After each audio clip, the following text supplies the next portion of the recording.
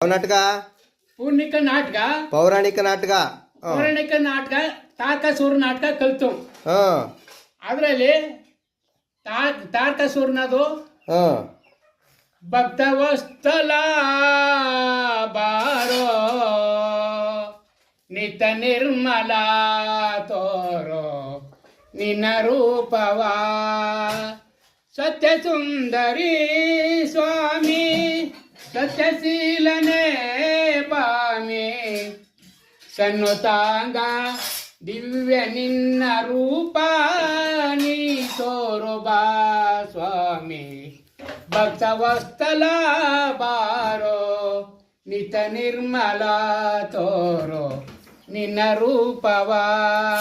ದೇವ ದೇವಳ ಒಳ ಮಂದಿರ ಬ್ರಹ್ಮದೇವರಿಗೆ ನಮೋ ನಮೋ ದೈತ್ವ